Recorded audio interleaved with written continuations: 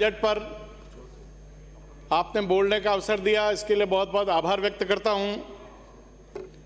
माननीय सभापति महोदय, पांचों बजट में मेरे विधानसभा क्षेत्र मावली, उसका 2019 के बजट में एक बार नाम आया था, और वो भी आया था कि राजस्थान में कॉलेज के 12 भवन बनेंगे, जिसमें मावली भी था।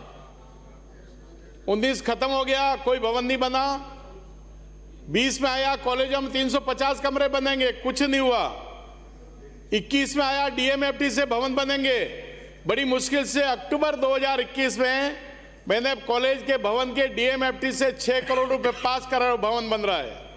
माननीय सभापति महोदय, मेरा निवेदन है, बजट में माननीय मुख्यमंत्री जी की पीड़ा मैं समझ सकता हूं, क्योंकि लोकसभा चुनाव में उनके खुद के वार्ड में कांग्रेस हार गई। वो खींच राजस्थान में निकाल रहे हैं, पूरे राजस्थान पर 20 पृष्ठों में 32 बार जोधपुर का नाम आया, 32 बार। माननीय सभापति महोदय, माव कट मोशन के प्रस्ताव देते, आप क्यों कागज खराब करवा रहे हो हमारे से? एक भी बार मावली का उसमें नाम नहीं आया। माननीय कल्ला साहब विराजमान है, मैं तुलसीदास जी के कहा जो निवेदन करता हूं, माननीय मुख्यमंत्री जी से न्याय की उम्मीद है। मुखिया मुख सो चाहिए, खान पान में एक, सकल अंग पालन करे तुलसी सहित विवेक। ऐसा हमारा और मुखिया होनी चाहिए। मेरा निवेदन है, माननीय मुख्यमंत्री जी मेरी पीड़ा को समझेंगे। मावली में पानी की भारी समस्या है, और बागोलिया की डीपीआर पहले भी बन गई, 1 रुपया बागोलिया के लिए दिया नहीं। अनेक वर्षों से मावली के लोग तरस रहे हैं। हमारी मावली के पास की 2 विधानसभा है, एक तो माननीय अध्यक्ष महोदय की विधानसभा नाथद्वारा, दूसरी बाई इलेक्शन वाली विधानसभा वल्लभनगर, यानी ढेरों काम उनके हुए हैं, ढेरों काम। तो मेरी आपसे प्रार्थना है, आप न्याय करें, और न्याय करने के लिए माननीय मुख्यमंत्री जी, एक किसी शायर ने कहा है, रकबा तेरी जमीन का मीलों हुआ तो क्या हुआ, रकबा तेरे दिल का 2 इंच भी नहीं है।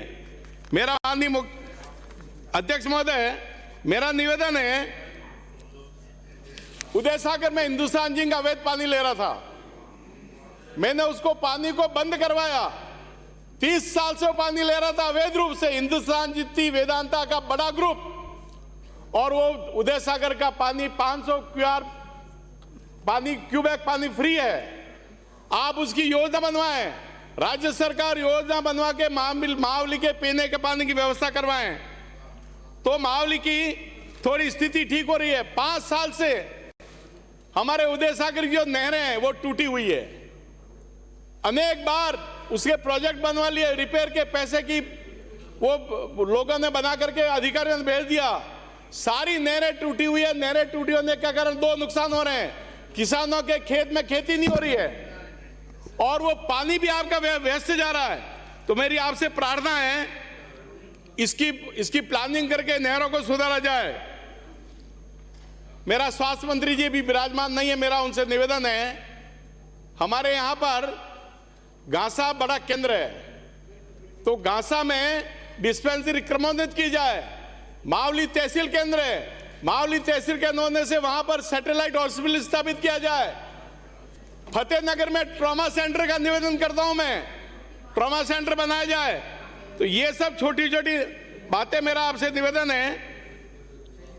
फतेह सागर में पिछली सरकार ने नर्सिंग कॉलेज की घोषणा की थी, और नर्सिंग कॉलेज की जमीन भी शायद राजस्थान में पहला उदाहरण होगा, नगर पालिका ने जमीन का पट्टा डिपार्टमेंट को दे दिया, परंतु वो जमीन देने के बाद भी वो फाइल वहीं की अटकी है, नर्सिंग कॉलेज की स्थापना नहीं हुई। आपने छोटे छोटे स्थानों पर नगर पालिकाएं बना दी है। मावली बड़ा केंद्र है, मेरी सरकार से प्रार्थना है, मावली को भी नगर पालिका में क्रमोन्नत की जाए। पानी की हमारी भारी समस्या बार बार आती है मावली में, क्योंकि मावली में 74 गांव ऐसे हैं जहां जमीन में भी पानी नहीं और ऊपर से भी पानी की आवक नहीं है। जाखम परियोजना मावली और वल्लभ नगर के लिए योजना बनी हुई है। मेरी इस बार चीज इच्छा थी, अधिकारियों से बात की, उन्होंने कहा शायद बजट में आ सकता है, वो लोगों के पीने के पानी की व्यवस्था की जाए। हमारे माननीय मंत्री महोदय, मावली का कॉलेज खुला, कॉलेज प्राइमरी स्कूल में चल रहा है, भवन का काम डीएमएफटी का चल रहा है, वहां फैकल्टी खोली जाए, केवल आर्ट्स फैकल्टी है। मेरी प्रार्थना है वहां पर साइंस और कॉमर्स फैकल्टी भी वहां खोली जाए। आपने अपने घोषणा पत्र में जोर जोर से घोषणा की थी कि इन्होंने राजीव गांधी पाठशाला 22,000 बंद कर दी। आपकी मजबूरी होगी, कुछ भी होगा, आपने कहा सब वापस खोलेंगे, कोई बात नहीं खोली तो वो जो भवन पड़े हुए हैं, माननीय मंत्री महोदय, वो भवन पंचायत को दे दिए जाए तो उनका उपयोग होगा, नहीं तो तोड़ फोड़ होगी। हमारे 2 गांव ऐसे हैं, मेरे पूरे 5 साल में माननीय शिक्षा मंत्री महोदय 2 स्कूल के लिए निवेदन किया था। फतेहनगर के पास में टुंडावत खेड़ी है, आजादी के पहले का मिडिल स्कूल है वो। मैंने निवेदन किया 80 बच्चियां वहां से 8 किलोमीटर पैदल फतेहनगर आती है, स्कूल क्रमोन्नत किया जाए। एक पालवास के स्कूल को भी क्रमोन्नत किया जाए।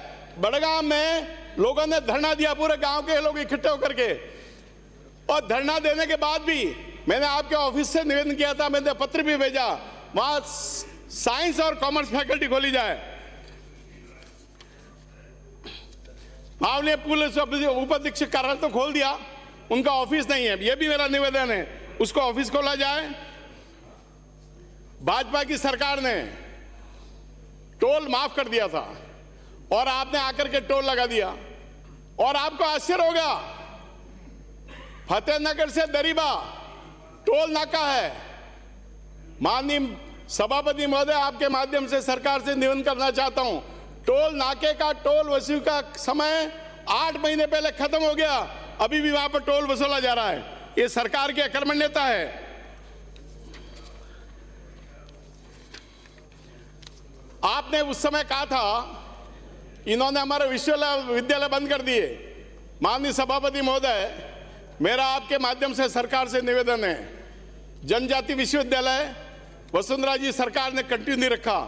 आपने वो विश्वविद्यालय खोला 2 साल तक, केवल एक वीसी और एक बाबू उदयपुर यूनिवर्सिटी में बैठा रहा, और वापिस भाजपा की सरकार आई, उस विद्यालय को बांसवाड़ा में शिफ्ट किया।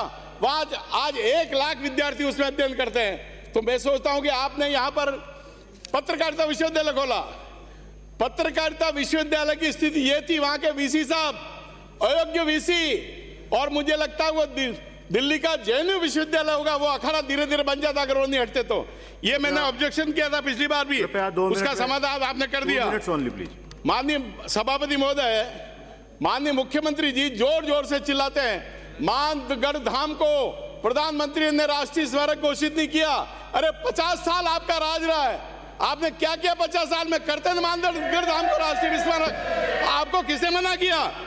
बेणेश्वर धाम को डेवलप किया, मातृकुंडी, और तो मुख्यमंत्री जी मातृकुंडिया गए कॉरिडोर के लिए, वहां पर घोषणा की कि मैं कपासन की मस्जिद को 2 करोड़ रुपए देता हूं। यह मुख्यमंत्री की घोषणा। वहां पर एक ओसिया के माननीय विधायक ने पंडित नेहरू जी का नाम लिया था। पंडित नेहरू जी ने जेल भोगी, मुझे अच्छी प्रकार से पता, जेल भोगी, उनके पीए थे वहां स्टाफ था अंदर, और भारतीय खोज किताब लिख रहे थे वो वहां। जेल उन्होंने भोगी, सावरकर जी जैसे ने, जिन्होंने 12 साल जेल भोगने के बाद कोलू के बैल की तरह हके वो।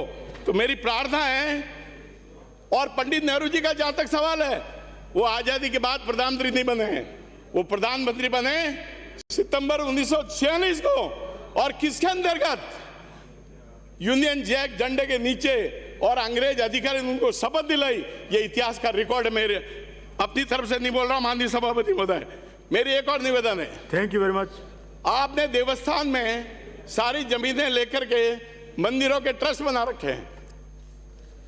मेरा निवेदन है, देवस्थान के मंदिरों को सरकार से मुक्त किया जाए, पुजारियों की तनख्वाह बढ़ाया जाए, पुजारी सामग्री को उसको बढ़ाया जाए। धन्यवाद माननीय सदस्य। Thank you. माननीय मंत्री महोदय, मेरा 2-3 और निवेदन है। छोटी छोटी बात का निवेदन कर अपनी बात समाप्त करता हूं। अंतिम बात कह के निवेदन समाप्त करता हूं। वादे मत करो तुम झूठे हो, वादे मत करो तुम झूठ से, इन वादों को तुम निभा नहीं पाओगे। जब बात आएगी इतिहास से तो वादों से ही मुकर जाओगे। मेरी पुनः प्रार्थना है, माहौल के साथ कंसिडर किया जाए, भेदभाव नहीं किया जाए। इतना ही निवेदन है। बहुत बहुत धन्यवाद।